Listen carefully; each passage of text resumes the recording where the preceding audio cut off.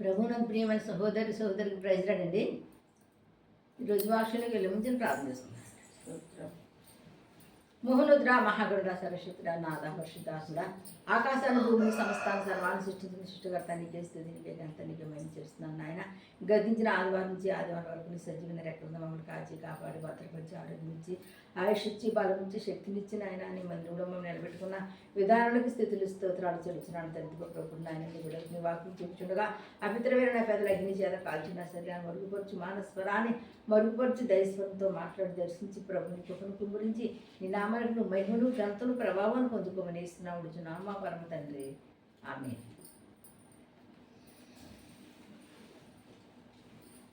మన వాక్ష అంశం ఏంటంటే యెహోవా అద్భుతాలు చేయవాడు.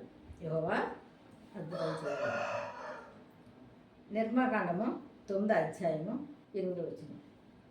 గాక యెహోవా మీరు మీ పిడుగుల నుండి పిడికల నుండి ఆవు బుగ్గు తీసుకుని మోషే ఫరో కన్నుల ఎదుట ఆకాశం వైపు దాన్ని చల్లార్చవలను చల్లవలను. అప్పుడు అది ఐగుప్తు దేశం అంతటా సన్నపు ధూళి వలె ఐగుప్తు దేశం అంతటా మనుషుల మీదను జంతువుల మీదను పొక్కులు దొద్దురులగును మోషే అహరోనుతో చెప్పాను. ఇక్కడండి ఎప్పుడైతే మరొక్క మారు దేవుడు మోసం చేశాడో పొరో అప్పుడు మళ్ళీ ఏం చేశాడంటే ఈసారి నేను ఇంకా భయంకరంగా నేను అలానే విషయంలో నేను ఒక అద్భుతకారం చేయబోతున్నాను. అలా ఒక అద్భుతాన్ని చూశాను సరే ఈసారి వాళ్ళు మార్పు వస్తుందన్న ఇది మీకు తెలియజేయడం కోసం ఇప్పుడు ఒక విషయం చెప్తున్నాను. ఏంటంటే నీ చేత్తో ఏం చెప్పండి ఆవు పిండి తీసుకోమనండి. అది తీసుకొని ఎక్కడ చల్లమనండి ఆకాశం వైపుకి అది చల్లమనండి. అది ఇప్పుడైతే పైకి చల్లినప్పుడు కిందకి అంటే బాగా పైకి చల్లిందని కూడా కింద కొత్త పడితే ఎంత భయంకరంగా ఉంటుందో చెప్పండి. అలాగా పశువుల మీద కాదు, మనుషుల మీద కాదు, నీళ్ళ మీద కాదు, చెరువుల మీద కాదు, అన్నిటి మీద పడిపోతాయి కదా. అప్పుడు వాళ్ళ మీదకి ఏమొచ్చేస్తాయంటే చెప్పండి భయంకరమైన దొద్దులు వచ్చేస్తాయంట, పొక్కులు వచ్చేస్తాయంటే, ఇంత పొక్కులు వచ్చేస్తాయంటే, దొద్దులు వచ్చేస్తాయంట. ఆ బాధ ఇంకా వనరాజనీతి అనమాట. అది వర్ణించలేము, దాన్ని తట్టుకోవాలన్నమాట. అంత భయంకరమైన పరిస్థితి నేను ఎవరి మీద రప్పిస్తాను చెప్పండి ఐగుప్తు మీదకి రప్పిస్తున్నాను. ఇశ్రాయేల్ ప్రజలు బాధ పెట్టిన వారి మీదకి నేను ఈ యొక్క వ్యాధిని నేను రప్పిస్తాను అనేసి అంటండి దేవుడు మోషతో చెప్పిన ఎక్కడికి వెళ్ళమంటాడండి ఆ యొక్క పొరో దగ్గరికి వెళ్ళి ఈ యొక్క తుచిన క్రియను మీరు చేయమని చెప్తారండి. ఇక్కడ చూద్దాం 10వ వచనం. కాబట్టి వారు ఆవుపు బుగ్గు తీసుకుని వచ్చి ఫరో ఎదుట నిలిచిరి. మోషే ఆకాశం వైపు చల్లగానే అది మనుషులకును జంతువులకును ప్రొక్కు దద్దుర్లాయను. ఆ దద్దుర్ల వలన సొక్కున గ్రాండ్లు మోషే ఎదుట నిలవలేకపోయింది. ఆ దద్దుర్లు సొక్కున గ్రాండ్లను ఐగుప్తులందరకును పుట్టెను. ఆయనను యెహోవా మోషేతో చెప్పినట్లు యెహోవా ఫరో హృదయమున కఠినపరచును. అతడు వారి మాటలు వినకపోయిను. ఏం చేశాడంటండి మరలా ఇంత భయంకరంగా ఎప్పుడైతే ఆవు పిండి తీసుకొని పైకి ఎప్పుడైతే చల్లేశారో కనీసం సెకండ్ గార్డ్ అంటే అది చేతపళ్ళు చేస్తారు, ఇవన్నీ చేస్తారు, ఆయన దగ్గర ఉంటారు చూడండి. వాళ్ళు కూడా మంత్రాలు చేస్తారు. వాళ్ళ మీద కూడా అంటే వదలలేదంట. వాళ్ళు కూడా ఈ వ్యాధి పట్టుకుందంట. ఎక్కడ గొగ్గుది అక్కడ ఏమొచ్చేస్తుంది, దొదులు వచ్చేస్తుందంటండి. ఎక్కడ గొగ్గుది అక్కడ ఏమొచ్చేస్తుందంటే ఒక పుండు పడిపోతుందంట. ఆ భయంకరంగా అయిపోయిందండి ఆ పరిస్థితి. అటువంటి వ్యాధితో వాళ్ళు బాధపడుతుంటే అప్పుడు అలాగైనప్పుడు కూడా పరోరోధం ఎలా ఉందని చెప్పండి కఠినంగా ఉందంటండి. అంటే ఎన్ని మార్లు చెప్పినా పరోరోధం ఏమవుతుందో చెప్పండి దేవుని యొక్క మాట ఏంటలేదు, మనుషుల యొక్క బాధను చూడలేదు. మనం అంటే 2 చేయాలంట. మనుషుల బాధని చూసి మార్చబడాలంట, లేదా దేవుడి భయాన్ని చూసి దేవుడికి భయపడి నేను ఉండకపోతే దేవుడు నాకు ఏదైనా చేస్తాడని అలాగనే భయపడాలంట. లేదంటే మనుషులకైనా భయపడాలంటే మనుషులకు బాధలు చూసినప్పుడు మనకి ఏం కలిసి కనికరం వస్తుంది, ఏడుపు వచ్చేస్తుంది. మరి అలాంటి ఒక విధానం ఉండాలంట. అలా ఏం లేనప్పుడు ఎంత మాత్రం వాళ్ళు ఎవరికైనా మనుషులే కాదు బాధ కష్టం, నీతి నాది ఒకటే బాధ, సుఖం వేరు కానీ కష్టం అండి అందరిది ఒకటే. అది తెలియని వాళ్ళకి మాత్రం చాలా కష్టం అటండి. ఇక్కడ ఎప్పుడైతే ఈ పొరవ అంటండి వాళ్ళందరూ ఈ దద్దులతోటి వీటితోటి బాధపడుతున్నా సరే తన మనసు మారలేదంట. ఫరోకి అయితేనంటే భయంకరంగా దొద్దులు వచ్చేసినాయంట, భయంకరంగా ఇంత కొండల కింద గురుపుల కింద వచ్చేసాయండి వీళ్ళంతా. వచ్చేసినప్పుడు కట్టండి అలాగే బాధపడుతున్నాడు కానీ అలాగే దొరుకుతున్నాడు కానీ అంటండి ఆ యొక్క మోషేని అహరోను పిలిచి ఈసారి మీ ప్రజలు పంపించేస్తానన్నమాట అలా పోతుందండి. ఇక్కడ చూద్దామండి ఒకసారి. ఆ తర్వాత యెహోవా మోషేతో ఇట్లనెను, హెబ్రీయులు దేవుడైన యెహోవా ఇలాగ సెలవిచ్చుచున్నాడు, నీవు తెల్లవారుగానే లేచిపోయి ఫరో ఎదుట నిలిచి నన్ను సేవించుటకు నా జనులు పోనిమ్ము. సమస్త భూమిలో నా వంటి వారు ఎవరునూ లేరని నీవు తెలుసుకోవాలని ఈసారి నేను నా తెగులన్నీయు నీ హృదయమును చొచ్చినంతగా నీ సేవకుల మీదకు నీ ప్రజల మీదకును పంపెదను. ఏమంటున్నాడంటే ఇక పొర దగ్గరికి వెళ్ళిపో, ఇంక తెల్లవారు కానీ మరి ఈ రోజు ఇలా జరిగినప్పుడు మారలేదు కదా, తెల్లవారి రాత్రి అంతా ప్రార్థన చేసి తెల్లవారుజామున వెళ్ళి ఏం చెప్తావంటే, మరి నువ్వు ఎప్పుడైతే ఈ యొక్క ఐగుప్తుల్ని ఇశ్రాయేలుని నువ్వు దేవుని సేవించడం పంపించలేదు కనుక నీ పనోళ్ళేటి నీ పగవారేటి ఎవరైతే ఐగుప్తు దేశంలో ఉన్నారో అందరి మీద కూడా భయంకరమైన తెగులు దేవుడు రప్పించబోతున్నాడు. కానీ ఇప్పుడైనా మీరు ఏం చేయాలండి, దేవుని భయభక్తులు కలుగుండి, ఇప్పుడైనా దేవుని తెలుసుకోండి, దేవుని సేవించడానికి పంపించండి, మీ పనులు మీ బానిసత్వం అనుకుంటే కాదు అనేసి అంటే ఈ మోషే వెళ్ళి ఆ పొరవ చెప్పండి. అయినప్పటికీ కూడా ఇక్కడ చూడండి పొరవ ఏమన్నాడు చూద్దాం. భూమి మీద నుండి నీవు నశించిపోవునట్లు నేను నా చెయ్యి చాపి ఉంటుంది. నిన్నను నీ జనులు తెగులుతో కొట్టివేసి ఉందును. నా బలమును నీకు చూపించినట్లు భూలోకమంతటా నా నామం ప్రచారము చేయనట్లు ఇందుకే నేను నిన్ను నియమించి తిని. ఎవరు నియమించుకున్నాడు దేవుడు? ఈ భూమి అంతటా, ఈ భూమి మీద అంతా నువ్వు దేవుడి కోసం సువార్త చెప్పడం ఎవరు పెట్టుకున్నాడండి? నన్ను పెట్టుకున్నాడు ఆయన. అలాగే అక్కడ అప్పుడు ఎవరు పెట్టుకున్నాడండి? మోషేని పెట్టుకున్నాడు, అక్కడ అహరోను పెట్టుకున్నాడు. మోషే అహరోన్లు అక్కడ ఉన్న ఐగుప్తులందరికీ దేవుని శక్తిని తెలుసుకోవడానికి ఇశ్రాయేల్ని మరి దేవుడు నమ్ముకుని బిడ్డలను బానిసలుగా చేసుకుని వాళ్ళని ఏ దేవుని మందిరాలు పంపించకుండా వాళ్ళ దగ్గర ఏం చేసుకున్నారు? ఎట్టి శాఖ చేయించుకున్నారండి. అటువంటి ఎట్టి శాఖలు ఏమి చేయించుకొని ఉండడం కోసం అంటండి మరి అలాగా అక్కడ నుంచి విడిపించడం కోసం అంట ఎవరిని ఎన్నుకున్నాడండి దేవుడు? మోషేని అహరోనుని ఎన్నుకున్నాడంట. నిన్ను నన్ను కూడా దేవుడు ఎత్తుకెన్నుకున్నాడు చెప్పండి. మనం అనుకుంటాం మన పని ఏముందిలే, మనకి ఏమొచ్చినా ఏమి రాకుండా సరే దేవుడు ఒక్కసారి పిలిచాడంటే మరి మనమేనే వెనక్కి వెళ్ళిపోవడం ఆయన ఎట్టి పరిస్థితిలో వెనకం చేసే దేవుడు కదేమో నీ పట్ల ఏ సంకల్పం ఉందో ఏం చిత్తం ఉందో ఆయన ఎన్నుకొని మరి ఆయన ఏర్పాటు చేసుకున్నాడో అది మాత్రం ఒకసారి మనం ఏం చేయాలి గుర్తుంచుకోవాలంటండి. ఇక్కడ అలాగా దేవుణ్ణి సేవించిన బిడ్డల్ని మరింకో విషయం ఏంటంటే ఎట్టి పరిస్థితులు కొన్ని దేవుడిని నమ్ముకునే బిడ్డలు బాధిస్తే మాత్రం దేవుడు ఎట్టి పరిస్థితిలో ఊరుకోడండి. ఈ ఐగుప్తు రాజు ఇశ్రాయేల్ బాధ పెట్టినటువంటి ఇశ్రాయేల్ అంటే మొదలుపెట్టేవారంటండి ఆ గుండు రోజుల్లోంచి అంటే ఏడుచేసేవారంటే ఏడుస్తూ ప్రభు ఎన్నాళ్ళు మాకు బాధ ఎన్నాళ్ళు కష్టం మమ్మల్ని మాటలు అంటున్నారు, మాతో ఎట్టి జాగ్రత్త చేయించుకుంటున్నారు, మేము పనులు చేయలేక ఈ బరువులు మోయలేక ఎంతో కష్టపడుతున్నామయ్యా, తెలుసో తెలియక మేము ఏం చేస్తాము తప్పు చేసిన దాన్ని బట్టి మాకు ఇంత శిక్ష నువ్వు ఇవ్వద్దు దేవుడా, ఇంకా చాలు ఇంక మేము చేయలేకపోతున్నాం అని మొదలుపెట్టినప్పుడు దేవుడు ఏం చేయాడు చెప్పండి. ఆడొక బాధను చూసి అంటే ఆడొక మొదలుపెట్టి ఆడ అడిగిన దాన్ని బట్టి అంటండి మోషేనంట అహరోను అంటండి ఆ పొర దగ్గర పంపించాడంట. ఆ పొర దగ్గర పంపించినప్పుడు కూడా పొర రోజు ఏమైపోతుంది చెప్పండి, కఠినమైపోతుందంట. ఆ ప్రజలు బాధ పెట్టి కొలిది కూడా దేవుడు ఒక ఉగ్రత అయిపోతుంది చెప్పండి, ఇంకా ఎక్కువైపోతుందండి. ఆ రోజుకి భయంకరమైన పరిస్థితులు వస్తుంది తప్పగానండి ఏమి విధంగా మంచిగా ఏమి ఉండలేదండి. ఇక్కడ చూద్దామండి ఒకసారి. నీవు ఇంకా నా ప్రజలను పోనీయక వారి మీద ఆశపడుచున్నావు, అతిశయపడుచున్నావు.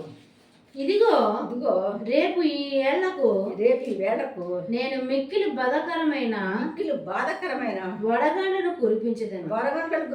ఐగుప్తు రాజ్యం స్థాపించిన దినము మొదలుకొని ఇది వరకు అందులో అటు వడగాళ్ళు పడలేదు.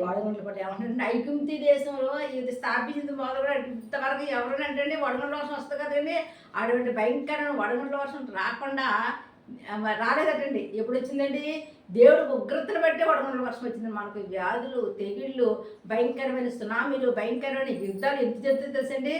దేవుడు మాట వినక దేవుడు చెప్పినట్టుగా ప్రజలు రాజ్యాంగాలు చేయకుండా ఇష్టం వచ్చినట్టు ఉన్నప్పుడు అంటే దేవుడు ఏం చేస్తాడంటే ఆ ఉగ్రతను ఎవరిని చూపిస్తాడు చెప్పండి, ప్రజల మీద ఎప్పుడైతే మనము దేవుని అని సేవిస్తామో మన రోజు ఆహారం ఏదైతే తీసుకుంటామో అతిథి మనం ఏం చేయాలంటే దేవుని పూజించాలంట, దేవుడు స్తుతించాలంట, దేవుని ఆరాధించాలంట. మన రోజు స్తుతించి రోజు ఆరాధించేది ఒక ఎత్తైతే అది మాత్రం కంపల్సరీ ఏం చేయాలి చెప్పండి, దేవుని మందిరానికి వెళ్ళి మరి ఆరాధించాలంట. ఒకవేళ మందిరానికి వెళ్ళి కుదరకపోతే మాత్రం ఏం చేయాలి చెప్పండి, మనము ఇంట్లో అయినా సరే ఏం చేయాలి, స్థుతి ఆరాధన కింద మనం పెట్టుకున్నప్పుడంట అది ఆశీర్వాదకరం కూడా. ఎందుకంటే మనం ఇంట్లో వంట చేసుకోకపోతే ఎక్కడ వెళ్ళిపోతాం చెప్పండి, పరిస్థితులు కుదరలేదు, ఇంట్లో వండుకోవట్లేదు, ఏమైనా ప్రయాణం చేసుకున్నాం ఏం చేస్తాం చెప్పండి, ఆ మధ్యలో టిఫిన్ తింటాం, లేదా భోజనం చేస్తాం, మన ఇష్టం వచ్చి చేసుకుంటాం కనుక ఇది అలా కూడా మనం ఏం చేయాలండి, దేవునికి ఇవ్వాల్సిన ఇంపార్టెంట్ దేవునికి ఇవ్వాలంటండి. ఎప్పుడైతే దేవునికి మనం భయపడ్డామో అప్పుడు అంటే సైతం మనం భయపడదండి. మనం ఎప్పుడైతే దేవుడి నుంచి పెట్టేస్తామో సైతం నుంచి చేస్తాను చెప్పండి, మనకు 1 వెళ్ళిపోయి 4 వెళ్ళిపోయి ఏవేవో సమస్యలు తెప్పిందా తప్ప. కానీ ఎప్పుడైతే దేవుని ఎందుకు భయభక్తులు కలిగి ఉన్నామో అప్పుడు దేవుడిని చేత చెప్పండి కంపల్సరీ ఆయన ఏదో రీతిగా నీ శత్రువులు నేను చేత చెప్పండి చెదగొట్టేస్తాడు. నీ శత్రువు నీ కాలు కింద శీఘ్రముగా చెదగొడుతాడు. శత్రువు కోసం భయపడక్కర్లేదు, అప్పు కోసం భయపడక్కలేదు, ఆర్థిక ఇబ్బందుల కోసం భయపడక్కర్లేదు, ఏ విధమైన సమస్యలు వచ్చినా తినేస్తాను భయపడక్కలేదు, ఏ వ్యాధి వచ్చినా బాధపెడతాను భయపడక్కర్లేదు, లేదంటే మరి చెప్పుకోలేని సమస్యలతో మరి కొట్టుమిట ఆడిపోతే నేను ఏదో అయిపోతాను కూడా భయపడక్కర్లేదు. ఎందుకంటే నువ్వు భయపడవలసింది ఎవరు భయపడాలి చెప్పండి, దేవునికి మాత్రమే భయపడాలి. ఇశ్రాయేలు అంటే కొంతకాలం గర్వపడ్డారంట, ఎప్పుడు చూసినా సరే దేవుడు అంటూ అనమంటారు. అంతే తప్ప దేవుడు మనకేం చేసాడు, గర్వించడం దాన్ని బట్టి దేవుడు ఇచ్చాడు చెప్పడం భయంకరమైన విధికి చెప్పాడు. మళ్ళా కనికిరి పడిపోయాడు, మళ్ళా మోషన్ పంపించాడు. ఇప్పుడు వాళ్ళ చేతుల్లో జిడిపించడాకే ఇక్కడ చూసారండి. ప్రజల కోసం అంటే దేవుడు ఏదైనా చేస్తాడంట. ఇశ్రాయేలు ప్రజల కోసం ఐగుప్తు దేశంలో ఎటువంటి అద్భుతం చేస్తున్నాడు చూడండి ఇక్కడ చదవమ్మా. కాబట్టి నీవు ఇప్పుడు పంపి నీ పశువుల పొలంలో నీకు కలిగినది యావత్తును త్వరగా భద్రం చేయము. ఇంటికి రప్పించబడక పొలంలో నుండి ప్రతి మనుషుల మీదను జంతువు మీదను వడగళ్ళు కురిసెను. అప్పుడు అవి చచ్చినని చెప్పవలెను. చెప్పండి ఒకవేళ ఇప్పుడైనా దేవుడు అయ్యో నిజంగా ఇన్ని అద్భుతాలు చేసిన దేవుడు ఇప్పుడు కూడా ఒక అద్భుతం చేయబోతున్నాడేమో, ఒక ఆశ్చర్యకారం చేయబోతున్నాడేమో. అవి వచ్చి ఏమైపోతే చెప్పండి మన మీద పడిపోతాయేమని ఎప్పుడైతే మనం భయపడి అంటే ఏం చేయాలి చెప్పండి, ఆ భయపడి ఏళ్ళో మరి దేవుడికి భయపడకుండా ఈ రాజు ఏం చేశాడంటే ఇంకా గర్వించాడంట. ఆ గర్వించినప్పుడు దేవుడు చేయని పని చేయడం మానేస్తాడా? కంపల్సరీ. మనుషులు అయితే చేస్తామంటారు కానీ చేయరు, కానీ దేవుడు అలా కాదండి. ఆయన ఎట్టి బస్సులు అబద్ధం ఆడే దేవుడు కాదా, నీతిని బట్టి ఆయన ఎవరంటే తీర్పు తీర్చి జ్ఞానేంద్రుడు హృదయం పరిశోధించి నీతి గల దేవుడు కనుక ఆయన ఏదంటే అదే చేస్తాడు. కనుక ఆయన చేసే దాని గురించి, ఆయన చెప్పే దాని గురించి, ఆయన ఇచ్చిన వాగ్దానం కోసం మనం ఏం చేయాలి చెప్పండి, ఎదురు చూడాలి తప్ప. కానీ మనం ఎట్టి పరిస్థితులు సోలిపోకూడదు. నిరీక్షణ కలిగి ఎప్పుడైతే ఉన్నామో నిరీక్షణ ఏముంటుంది చెప్పండి, ఎదురు చూపులు ఏముంటుంది చెప్పండి. మనకి ఎదురు చూపు చూసినప్పుడు మనకు కావాల్సిన ఎవరిని వచ్చారనుకోండి ఎంత ఆనందం కలుగుతుంది. అలాగే దేవుడు కూడా నీకు ఇస్తాడన్నది పొందుకున్నట్టు కాదు, నువ్వు ఎదురు చూపు చూసినప్పుడు నీకు కూడా అంత ఆనందాన్ని సంతోషాన్ని ఆయన ఇవ్వగలుగుతాడండి. ఇక్కడ ఈ రీతిగా వీళ్ళు ఎప్పుడైతే ఉన్నప్పుడు ఏంటండి అప్పుడు దేవుడు ఇస్తాడని చెప్పండి, మీరు ముందుగా చెప్పినప్పుడు ఏం చేయాలండి, భద్రపరచుకోవాలి లేదా ఆ గేదెల్ని ఆవుల్ని ఆ పొలంలో ఉన్న పంటలు అంతా తెచ్చుకుంటే సంపాదన లేదంటే ఏమైతే వడగండి వచ్చి చెప్పండి శుభ్రంగా అంతా కూడా మరి పాడైపోద్ది. కనుక ఆ రీతిగా చెప్పినప్పుడు అంటే ఇక్కడ వీళ్ళు ఏం చేస్తున్నారు చూద్దామండి.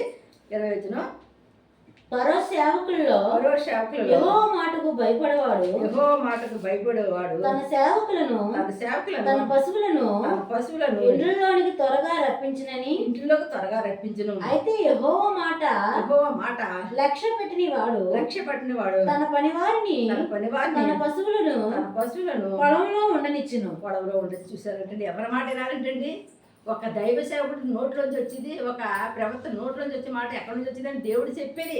ఆ మాటని కొంతమంది చేసేది చెప్పండి భద్రపరుచుకుని వాళ్ళ పొలంలో ఉన్న పంటలేంటి, వాళ్ళ ఆవులేంటి, గేదెలు అన్ని తీసుకుని ఎలా కట్టుకున్నారంటండి, ఇళ్లలో కట్టుకున్నారు, స్థానంలో కట్టుకున్నారంట. మరి దేవుడు మాట మనకుండా అలా విడిచిపెట్టేసినట్టు గతి ఏమైంది ఇక్కడ చూద్దాం చూడండి. 22 యెహోవా నీ చెయ్యి ఆకాశం వైపు చూపుము, ఐగుప్తు దేశం అంతలి మనుషుల మీదను జంతువుల మీదను పొలములో కూరన్నిటి మీదను వడగళ్ళు ఐగుప్తు దేశం అంతటా పడనని మోషేతో చెప్పెను. మోషే చూసారండి, మనుషుల మీద జంతువుల మీద మరి పంట మీద ఆకుకూరల మీద కన్నీ ఇంకా సమస్తం మీద ఏమైపోయింది చెప్పండి, వడగళ్ళు పడితే ఏమంటారు మా ఉంటుందండి, మా వాళ్ళు కూడా దగ్గర చూడ అవసరమ్మా మోషే తన కర్రను తన కర్రను ఆకాశం వైపు ఎత్తినప్పుడు యెహోవా ఉరుములను వడగళ్లను కలగజేయగా పిడుగుల మీద భూమి మీద పడుచుండెను యెహోవా ఐగుప్తు దేశం మీద వడగళ్ళు కురిపించెను. వడగండ్లు ఏం కురిపించాడంటే ఐగుప్తు దేశం మీద వడగండ్లు వర్షం కురిపించేశాడంట. ఎవరైతే దేవుడి మాట లక్ష్య పెట్టి ఇప్పుడు కూడా అంతే, ఎవరైతే దేవుడి మాట అది నిజమే నరకం ఉన్నదే, ఆ నరకంలో నా కుటుంబం నేను పడకుండా ఉండాలంటే, నేను నరకాగ్నిలో పాలు కాకుండా ఉండాలంటే దేవుడిని నమ్ముకోవాలి, రక్షణ పొందాలని తెలుసుకున్న వాళ్ళు ఏమిటంటే పర్లోక రాజ్యం వెళ్తారు. లేకపోతే కనవాళ్ళు ఏమైపోతే చెప్పండి, ఈ నరకంలో నరక వేతన పడుతుంటారు. కనుక ఆ యొక్క నరక వేతన పడకుండా మరి ముందుకు సాగిపోవాలంటే మనం ఏం చేయాలి చెప్పండి, దేవుని తెలుసుకుని రక్షణ పొందాలంటే ఇక్కడ ఏం చేశారంటే, ఎవరైతే ముందుగా భద్రపడి వాళ్ళ ఉన్న సమస్తాన్ని జాగ్రత్త పెట్టుకుంటారో వాళ్ళు ఏం చేశారంటే రక్షించబడ్డారంట. మరి అలా భద్రం పెంచుకోవడం అయిపోయారంటే నాశనం అయిపోయారంటే. ఇక్కడ సరే ఎంత గొప్ప భయంకరంగా దేవుడు ఎప్పుడైతే ఆకాశం వైపు మోసే చేతులెత్తి కరెత్తి ప్రార్థన చేశాడో వెంటనే ఏమైపోయిందంటే ఆకాశం నుంచి వడగండ్ల వర్షమో వచ్చేసిందంట. ఐగుప్తు దేశం అంతా మరి భయంకరమైన వడగండ్ల వర్షం చేత అన్నీ కూడా పాడైపోయినాయి అంటే. ఇక్కడ చదువమ్మా 24. అలాగూ వడగండ్లతో కలిపిన పిడుగులను బహు బలమైన వాయును ఐగుప్తు దేశము అంతటను అది రాజ్యమైనది మొదలుకొని ఎన్నడను అట్టివి కలగలేదు. చూసారా, ఆ రాజ్యం మొదలుపెట్టింది మొదలుకొని అంటే అది స్థాపించిందో మొదలుకొని ఎప్పుడు అంటే చూడలేదంట. అంటే మా తాత ముత్తాత నుంచి మేము ఉన్నాం, కానీ ఈ యొక్క ఐదు దేశంలో ఎప్పుడు కూడా ఇంత భయంకరమైన వడగండ్ల వర్షాలు మేము చూడలేదని అక్కడ ఉన్న వాళ్ళందరూ ఆశ్చర్యపడిపోతున్నారు. ఎంత భయంకరమైన వర్షం, ఎంత భయంకరంగా వడగండ్ల చేత ఇదంతా ఎలా పాడైపోయింది అనేసి అంటే వాళ్ళు చెప్పుకునేలాంటి భయంకరమైన వర్షం ఎవరు పంపించారు చెప్పండి? దేవుడు పంపించండి. ఎదుగు దేవుడు మాట లేనందుకు, దేవుడు సేవించలేనందుకు, దేవుడు స్తుతించలేనందుకు, దేవుడు స్తుతించే ప్రజలనే మనశ్శాంతి లేకుండా పనుపాట్లు చేస్తూ మనశ్శాంతి లేకుండా వాళ్ళ చేత ఎట్టి జాగ్రత్త చేయించుకున్నందుకు దేవుడు భయంకరమైన ప్రశ్న ఎవరికి ఇచ్చాడు చెప్పండి? ఆ యొక్క ఐగుప్తుడికి ఇచ్చాడు. ఇక్కడ చూద్దామండి. ఆ వడగండ్లు ఐగుప్తు దేశం అంతటా మనుషుల జంతువులనేమి బయటనున్నది యావత్తును నశింపచేసాను. ఏమైపోయిందంటే బయట ఏదైతే మనుషులు ఉన్నారా, పశువులు ఉన్నాయా, పంట ఉందా, ఏముందో అంతా కూడా ఏమైపోయినాయంటే నశించిపోయినాయి. ఎంత కష్టం, ఎంత బాధ. ఎందుకు? దేవుడి మాట దానికి ఎలా ఉన్న ప్రజల కంటే ఏంటంటే శ్రమ అంటే ఎప్పుడైతే దేవుడి మాట వింటామో అప్పుడు బాగుంటాం. దేవుడి మాట వినకపోతే మనం అయిపోతుంది చెప్పండి, మన ఆయన నశింపు చేస్తాడనమాట. ఎందుకు నశింపు చేస్తాడు? ఆయనకు హక్కు ఉంది. ఎందుకంటే నిన్ను పుట్టించాడు. నువ్వు నేను దేవుడు మాట వినకపోతే దేవుడు ఏం చేస్తాడండి? దేవుడే చూసుకుంటాడు, మనుషులు చూసుకోరు. కనుక మరి ఆ దేవుడి మాట వినకుండా ఈ యొక్క ఐగుప్తు రాజు హృదయం కఠినమైపోయినట్టుగా అయిపోయింది. కనుక ఎన్ని మార్లు అద్భుతాలు చేసిన, ఎన్ని మార్లు ఆశ్చర్యకారం చేసిన సరే దేవుడు ఏమని చేస్తా చెప్పి ఇంకా బాధ పెట్టేస్తున్నాడు.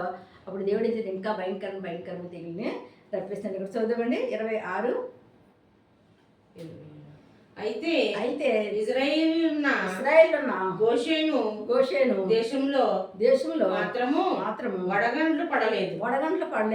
ఇది చూడగా ఫరో మోషే అహరోనులను పిలువనంపి నేను ఈసారి పాపం చేసి ఉన్నాను. యెహోవా న్యాయవంతుడు. నేనును నా జనులను దుర్మార్గులము ఎంత మట్టుకు చాలును. ఇకను బ్రహ్మాండమైన ఉరుములు వడగండ్లు రాకుండానట్లు యెహోవాను వేడుకొనుడి. మిమ్మును పోనిచ్చెదను. మిమ్మును ఇకను పిలవమని నిలవనని వారితో చెప్పగా ఏమంటున్నాడు ఏంటంటే, ఇంక ఎట్టి పరిస్థితి దేవుడు న్యాయస్తుడే, అన్యాయస్తుడు కాదు. మరి ఆయన న్యాయంగానే చేశాడు. ఎన్నిసార్లు చెప్పిన నేనే మాటలు లేదు కనుక ఈసారి ఖచ్చితంగా మీ ప్రజలు మీతో పంపిస్తాను, మీరు దేవుడిని తెలుసుకోండి. ఎందుకు అంటేనంటే అక్కడ అదే దేశంలో ఇశ్రాయేలు ఉంటున్నారు. అదే దేశంలో ఎవరుంటారు చెప్పండి? ఐగుప్తులు ఉంటున్నారు. కానీ అక్కడ ప్రాంతాలు వేరేగా, అంటే ఒక గోషానే ఒక ప్రాంతం ఉంది. ఆ ప్రాంతంలో అంటే ఎట్టి పరిస్థితులు అక్కడ అందరు ఇశ్రాయేలు ఉన్నట్టు అక్కడ ఏం లేదంటే వడగండ్ల వర్షం లేదంటే వాళ్ళందరూ ఎవరు నమ్ముకోవడం దేవుడు నమ్ముకుని పెట్టడం కనుక అక్కడ వడగండ్ల వర్షమో లేకుండా చేశాడు. ఇక్కడ దేవుడు మాట్లాడకుండా దేవుడి ప్రజలు బాధపెడుతూ దేవుడి ప్రజలు హింసిస్తూ దేవుడి ప్రజలతో ఎత్తి జాగ్రత్త చేసుకున్న చూడండి వాళ్ళు మాత్రం వాళ్ళు ఏమైపోయి చెప్పండి, ఈ వడగండ్ల చేత అంటే నశించిపోయారు. ఇంకా భయంకరమైన వడగంటలు రాకుండా, నా ప్రజలు పాడవకుండా, నా దేశం పాడైపోకుండా మీ దేవుడిని ఏడుకోండి అని ఎవరంటే కోరేరాజు అప్పుడు దిగి వచ్చి మళ్ళీ ఏమన్నాడండి, ఎవరిని ఏడుకుంటాడండి, మోషేని ఏడుకుంటున్నాడు. అహరోను అంటున్నాడంటే ప్రార్థన చేయండి, మా ప్రజలు నశించిపోతున్నారు, మా ప్రజలు బాధలు పడుతున్నారు, మా ప్రజలు కష్టాలు పడుతున్నారు. ఆ వడగండ్ల చేత మా పశువులు మా పంటలు మేము తిన్న కూర మొక్కలు అన్నీ కూడా పాడైపోతుంది. మీ దేవుడు ఏడుకోవడం, మీ దేవుడు కనికరమూర్తి, మీ దేవుడు న్యాయవంతుడు, మీ దేవుడు సర్వశక్తిమంతుడు, మీ దేవుడు ఏదైనా చేస్తాడు కనుక ఆ దేవుడిని వేడుకుంటే మాకేం కలుగుతుంది చెప్పండి, మేలు కలుగుతుంది, మాకు స్వస్థత కలుగుతుంది. ఇక నేను మిమ్మల్ని మీ ఇష్టం, మీరు ఎక్కడికి వెళ్ళిపోతారు వెళ్ళిపోండి, మీరు ఏ దేవుడిని సేవించుకుంటారో నేను ఎట్టి పరిస్థితిలో బంధించిన బాధపడినని అంటండి. ఆ యొక్క ఐగుప్తు రాజు అంటండి మోషేని అండ్ ఫరోని అంటండి ఏడుకోమన్నారు. ఏడుకొని ఏం చేయమంటున్నారు చెప్పండి, ప్రార్థన చేయమంటారు. ప్రార్థన ఏం చేస్తారు చెప్పండి, పరిస్థితులు మార్చేస్తుంది. ప్రార్థన ఏం చేస్తుంది చెప్పండి, ఏది ఏమైనప్పటికీ నీ జీవితంలో ప్రార్థన ఎవరికి భయపడక్కర్లేదు, ఎవరికి జడక్కర్లేదు. ఎందుకంటే లోకంలో ఉన్నవాడు కన్నా నీలో ఉన్నవాడు గొప్పవాడు కనుక ఆయన నీ పట్ల గొప్ప గొప్ప కార్యాలు చేస్తాడు. ఆయన నీ పట్ల అద్భుతాలు చేస్తాడు, నీ పట్ల ఆశ్చర్యకార్యాలు చేస్తాడు, నీ బిడ్డల పట్ల ఏంటి, నీ కుటుంబం పట్ల ఏంటి, నువ్వు ఏదైతే ఆలోచన చేస్తున్నావు ఆలోచన పట్ల అంతా కూడా ఆయన ఉండి నిన్ను నడిపిస్తాడు. ఎప్పుడైతే దేవుడిని భయభక్తులు కలిగి ప్రార్థనా జీవితాన్ని సంపాదించుకున్నావో అప్పుడు అంటే దేనికి భయపడ్డాడు. ప్రార్థించేవాడటండి ఎవరితో మాట్లాడుతుంది చెప్పండి, దేవునితో మాట్లాడుతున్నాడు. ఏం చెప్తున్నాడు, ఇదిగోనయ్యా నా కష్టం, ఇదిగోనయ్యా నా బాధ, ఇదిగోయ్యా నా వేదన, నా కుటుంబంలో ఎలా ఉంది, నా బిడ్డలకి ఎలా ఉంది, అన్నీ కూడా మరి నువ్వు మనస్ఫూర్తిగా నీ దేవుని దగ్గర ఒప్పుకున్నావు కనుక మనస్ఫూర్తిగా నీ దేవుని దగ్గర తప్పులు పొరపాటు క్షమించమని అడిగి నువ్వు కావలసిన దాన్ని వేడుకుంటున్నావు కనుక ఆయన ఖచ్చితంగా నిజముగా మొరపెట్టి వారికి ఆయన ఎలా ఉంటాడంటండి, సమీపంగా ఉంటాడంటే నీ సమీపంగా ఉండి నీ ప్రార్థన ఆలకించి అద్భుతాలు చేస్తాడు. ఈ మోషే ఆహారానికి సమీపంగా ఉన్నాడు. ఎందుకున్నాడంటే మోషే ఆహారాలు వాళ్ళ సొంత విషయాల గురించి బాధపడతలేదు. ఎందుకు ఐగుప్తీయులు దేశంలో ఇశ్రాయేలు పడుతున్న బాధను బట్టి వాళ్ళ సొంత ఊరిని వదులుకొని వచ్చి మరి ఇక్కడ మొరపెట్టినప్పుడు అంటండి దేవుడు అద్భుతాలు చూసినప్పుడు పొర గడగడా ఉనికిపోతున్నాడంట. ఉనిపోయి ఏమంటాడు చెప్పండి, ఇంకొద్దు, వడగంటొద్దు, అగ్నివర్షం వద్దు, ఇంకేం చేస్తాడో నీ ప్రజలనే పంపేస్తానని చెప్తున్నాడంట. మరి ప్రార్థన చేసుకుందామంటే తర్వాత వాక్యం వచ్చి వాళ్ళు చెప్పుకుందాం. మోహనుద్రా మహాగరుడ సరస్వతుడా నాదా పరిశుద్ధ కూడా ఆకాశాన్ని భూమిని సమస్తాన్ని సర్వాన్ని సృష్టించిన సృష్టికర్త అయ్యా, నీకు అసాధ్యమైంది ఏమి లేదు, నీకు సమస్తం సాధ్యం, నీకు అన్ని సాధ్యమే, నువ్వేదైనా చేయగలుగుతండి నాయన. ఆకాశం విశ్వాసం భూమికి పాదిపెట్టం తండ్రి నాయన. ఈరోజు వాక్యంతో మాట్లాడేందుకు స్థితులు స్తోత్రాలు తెందుకో నాయన. మరి దేవుని ప్రజలను ప్రభావ ప్రజలు తండ్రి తెలియని ప్రజలు ప్రభావ ఎదురువాడుగా చూస్తున్నారు ప్రభావ. దేవుని బిడ్డలంటే ఏటో అనుకుంటున్నారు ప్రభు తండ్రి రాజు అన్నాడు ప్రభావ. ఐగుప్తులో ప్రభావ పొరో రాజు కూడా అలాగనుకున్నాడు. తను మోసే ఆహారాలను చూసి ప్రభు నాయన ఎంత మాత్రం భయపడకుండా ప్రభుత్వం ఎంతో బాధ పెట్టాడు ప్రభు నాయన. ఆ యొక్క తండ్రి రాళ్లతో కొట్టించాడు ప్రభు నాయన. మీ దేవుడు అద్భుతాలు చేస్తాడని అడిగాడు. మీ దేవుడు ఎవడన్నాడు ప్రభు నాయన. ఏసేత 4 బుద్ధి చెప్పడానికి తండ్రిగో నాయన ఇశ్రాయేలు ప్రభు తండ్రిగో తండ్రి నాయన నిన్ను సేవించకుండా పంపకుండా ఉన్నప్పుడు నువ్వు ఏ భయంకరమైన తెగులు ఆ దేశానికి పంపించావో తండ్రి అన్ని కూడా ఎదుగు మరి పొరవ తండ్రిగో తండ్రి నాయన తగ్గించుకుంటున్నాడు. పొరవతో నా గర్వాన్ని అణుచుకొని ప్రభావ నీ ప్రజలు పంపుతానని చెప్తున్నాడు తండ్రి. ఎంత గొప్ప సంగతిని అద్భుతాలు చేసే దేవుడు అయ్యా, ఆశ్చర్యకార్యం చేసే దేవుడు తండ్రి. నరుల ఉడికండి యెహోవాను ఆశ్రయించడమే నాయన. ఈ సమయం ఎవరైతే ప్రభావ యూట్యూబ్ ద్వారా ఈ వాక్యం వింటూ ప్రభావ నిన్ను ఆశ్రయించి ప్రభావ నిన్ను ప్రభావ ఏడుకొని ప్రభావ నిన్ను ఏదైతే అడుగుతుందో అది వేస్తున్నాము నెరవేర్చబడింది కాక అడ్డాటంగా తొలగిపోను కాక ఉద్యోగం లేదు ఉద్యోగాలు ఇచ్చేయండి అయ్యా. వ్యాపారాలు బిడ్డకి వ్యాపారాలు తను మంచి లాభాలు ఇచ్చే ప్రభావ ఇచ్చేయండి నాయనానికి స్థితికి స్తోత్రం. ఆర్థిక పరమైన ఇబ్బందులతో బాధపడుతున్న బిడ్డలు ఉన్నారు తను ఆర్థిక పరమైన ఇబ్బందుల నుంచి విడిపించండి. అప్పేరకాన్ని ఏర్పడుతున్నాయా ఆర్థిక పరమైన సహాయము అందజేయమని అడుగుతున్నాను తండ్రి. ఎందుకంటే ప్రభావ ఆకాశ నీతి భూమి నీతి సమస్త సృష్టి నీతి కనుక ఈ సృష్టిలో తండ్రి దీనులు దరిద్రులైన మాకు నాయన నువ్వు సహాయం చేయకపోతే ఎవరు సహాయం చేస్తారు తండ్రి నాయన. నీ బిడ్డలు ఎవరైతే తండ్రి నాయన ఆర్థికంగా ప్రార్థిస్తున్నటువంటి వారికి నాయన ఆర్థికపరమైన సహాయం అందజేసి వాళ్ళు నిలబెట్టమని అడుగుతున్నాడు తండ్రి. కృప చూపించమని అడుగుతున్నాను తండ్రి నాయన. గర్భఫలాలు లేక తండ్రి ఇదిగో వాళ్ళు పొరుగోరు అన్న మాటలు తట్టుకోలేక నాయన ఇదిగో తండ్రి ఎంతగానో కుమిలిపోతున్న బిడ్డలు ఉన్నారు తండ్రి. అటువంటి బిడ్డలకు నాయన గర్భఫలాలు అనుగ్రహించమని అడుగుతున్నాడు. గర్భాన్ని తెరవండి ప్రభావ, గర్భాన్ని చేసి గర్భఫలం ఇవ్వండి ప్రభావ. అన్న గర్భం తెలిసిన దేవుడు నాయన ఇప్పుడు గర్భాలు తెరవని అడుగుతున్నాడు తండ్రి. చదువుకున్న బిడ్డ ప్రభు తండ్రి ఎగ్జామ్ కోసం అని ప్రభు నాయన ట్రైనింగ్ అవుతున్న బిడ్డలు ఒక్కసారి మీరు జ్ఞాపకం చేసుకోండి. పరిశుద్ధ దూర దేశాలకి వెళ్ళి ఇంటి దగ్గర నుండి చదువుకున్న బిడ్డలు జ్ఞాపకం చేసుకోండి ప్రభు తండ్రి. వాళ్ళ చదువుల మీద సహాయం చేయండి, జ్ఞానం ఉండి తెలివండి, జ్ఞాపశక్తి ఇవ్వండి ప్రభు తండ్రి. మంచి మార్కులతో పాస్ ఈసారైనా నిత్యం ఉద్యోగం వచ్చే కృప వేస్తూ నామలో కలుగును గాక, అడ్డు తెలుగుపోను గాక, అద్భుతం జరిగింది కాక. మా బలం కాదు మా శక్తి కాదు, ఓ నీ పరిశుద్ధాత్మ శక్తి చేత ఒక అద్భుతాన్ని జరిగించి పరిశుద్ధాత్మ అడికందర అడికందర అడికందర హరికంబర హరికందర దరాశరవర రిషికర వరాశ రేసి శక్తిగల నామలో నదడేసి అడ్డు తెలుగుపోను గాక. ఉద్యోగాలు రాకుండా వ్యాపారాలు జరగకుండా ప్రభు నాయన ఆర్థిక పరమైన ఇబ్బందులలో నెట్టివేసిన సాతాన ఏస్తున్నాములో గదిస్తున్నాను బంధిస్తున్నాను ప్రతి బిడ్డకి విడుదల దైత్యం నడు తినిపించమని నడుచున్నాడు తండ్రి నాయన. రక్షణ లేని బిడ్డకి రక్షణ, మారుమనసు లేని బిడ్డకి మారుమనసు, పరిశుద్ధాత్మ లేని బిడ్డకి పరిశుద్ధాత్మ దైత్యమని నడుచున్నాడు తండ్రి. కుప్పని కుప్పడుచుండు బాబు నాయన. వేసి హాస్పిటల్లో ప్రభుత్వాన్ని చెప్పుకోవాలి రోగాలతో నాయన తండ్రి. హాస్పిటల్లో మంచాల మీద పడుని బిడ్డలు ఒక్కసారి మీరు జ్ఞాపకం చేసుకున్న వాళ్ళు లేవనెత్తున్నాడు. ఈరోజు ఆపరేషన్ చేసుకున్న బిడ్డకి మంచిగా ఆపరేషన్ జరిగిన కృపను దైత్యం నడుచున్నాను. ఈరోజు డెలివరీ వచ్చిన బిడ్డ స్లోని డెలివరీ కృప వేస్తున్నామని కలగజేయమని నడుచున్నాడు తండ్రి నాయన. ఆయన సహాయం చేయండి, అన్ని విషయాలు మేలు చేయండి, దీవించండి, ఆస్వాదించమని నడుచండి. రిక్షా డ్రైవర్ కానీ విమానం డ్రైవర్ ఎవరైతే నాయన పరిశుద్ధాత్మ ఉన్నారో వారు అందరినీ కూడా ప్రభుత్వం నీకు కాపుదలు వచ్చింది, కృపడు వచ్చింది ప్రభు నాయన. వాళ్ళ చేతులు కష్టాజితను ఆస్వాదించి వాళ్ళు క్షేమంగా సుస్థంగా వాళ్ళ గృహాలకు వచ్చే కృప వేస్తున్నామని మీరు కలగజేయమని నడుచున్నాడు తండ్రి. అన్ని విషయాలు మేలు చేయండి, దీవించండి, ఆస్వాదించండి. చండి బిడ్డలు ఉన్నారు ప్రభు తండ్రి, పెద్ద బిడ్డలు ఉన్నారు భావ్య తండ్రి. ఆర్థిక పరంగా సమస్యలే కాదు నాయన, రోగాలతో బాధపడుతున్నారు. ఎటువంటి రోగం వేస్తున్నాములో గద్దించి బంధించి నడుస్తున్నాడు తండ్రి. ఇదిగో నాయన మరి 21వ తారీఖు నుంచి 10th క్లాస్ పరీక్షలు భావ్య మీరు చేయబట్టి ప్రతి బిడ్డ పరీక్ష రాయించిన ప్రతి సంవత్సరంలో చదివితండి నాయన. మరి తండ్రి బిడ్డలు తండ్రి రాజా పరీక్ష రాయించుండగా తండ్రి ప్రతి బిడ్డ చేయబట్టి మీరు పరీక్ష రాయించమని నడుచున్నాడు తండ్రి. ఎవరైతే మా ప్రార్థన గొప్పని ఫోన్ చేసి ప్రార్థించుకుంటున్నారో ఆ బిడ్డల విషయంలో మీరు గొప్ప కార్యం జరిగించి మంచి క్లాసులో పాస్ అయ్యే కృప వేస్తున్నాములో కలగజేయమని నడుచున్నాడు తండ్రి. దీవించండి, ఆస్వాదించిన ప్రభావ నీ గొప్పను గురించి నీ రక్తం పాక్షించమని తండ్రి కుమార పరిశుద్ధాత్మ నామని ప్రార్థన అంతా మీకు సమర్పణ చేసుకుంటున్నాం మా పరమ తండ్రి. ఆమేన్. God bless you.